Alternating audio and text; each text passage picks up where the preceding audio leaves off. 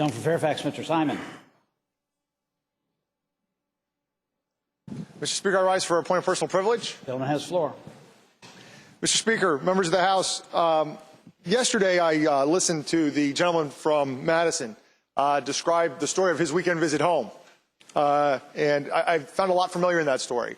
I also have some very supportive business partners and employees that help keep track of my business while I'm here in Richmond doing the people's business. And I rely on them. And like the gentleman from Madison, I found a lot really familiar in his story. We got together about 6 years ago now, actually almost 6 years ago today, with the intention to form a company. We started it almost completely from scratch.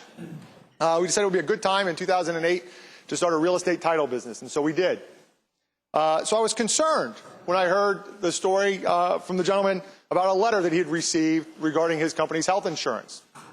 So when I got back to my office, I called home to my partners and said, hey, listen, I've heard this very disturbing speech on the floor of the House today. I'm concerned about our health coverage. Have we gotten a letter canceling our health plan? And the answer, Mr. Speaker, was that we had. We also got a letter canceling our health plan. Could you please send me a copy? I'd like to see what it says. Because, like I said, the story we heard was concerning to me.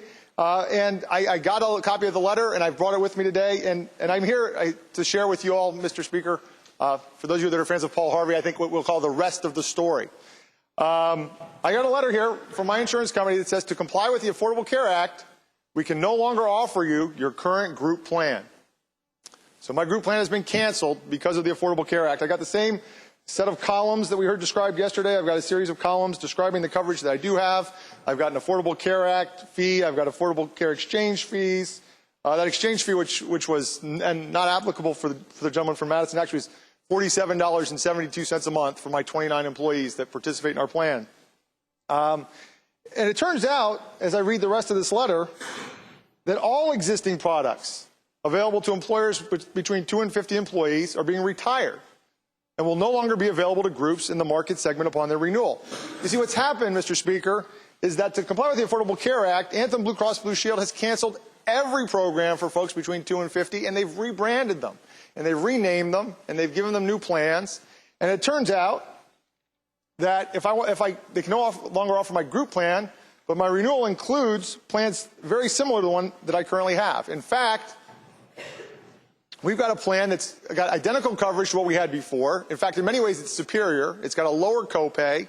It's got less money, so less out-of-pocket costs for my employees, a greater choice of doctors. It's got more selections for them. And it costs a very little more than what we were paying before. In fact, it's the lowest increase in premium that we've experienced in the 6 years that we've had the company. It's not as if premiums didn't go up and plans didn't change before the Affordable Care Act. In fact, in years past, we've seen 15, 20, in some cases 25% increases in medical premiums before there was an Affordable Care Act. But I really most identified with the gentleman's statements about why it is that he offered health insurance to his employees to begin with. He said that when they started this company, he felt it was very important that his employees have health insurance, and we agreed. When we started our company a few years ago, we didn't have to offer health insurance. It was 2008. The real estate market was in turmoil. Title companies were closing everywhere. We had our pick of employees. We could have hired anybody we wanted. They were anxious to come get a fresh start. We didn't have to offer health insurance, but we thought it was the right thing to do, not because we're a bunch of bleeding heart liberals, although some of us are. It was the right thing to do for our business because employees with health insurance are more productive. They don't call in sick as often. They have access to preventative care, so they don't call out sick unexpectedly. They aren't worried about their children.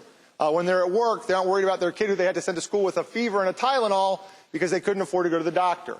So we find that as business people, we benefit a great deal from having employees that are covered by health insurance. And that, Mr. Speaker, is why I support closing the coverage gap here in Virginia.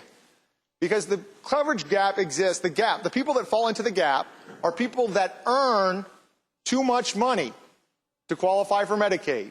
They earn too much money because they work. These are working families that make enough to live but not enough to afford health insurance, Mr. Speaker. And I think that businesses in the Commonwealth would be very well served if those people had an opportunity to get medical coverage. I think they'd have better employees. I think that's why the Virginia Chamber of Commerce supports closing the coverage gap. I think that's why the Fairfax County Chamber of Commerce supports closing the coverage gap because closing the gap, providing affordable health care coverage to working families in Virginia is good for business.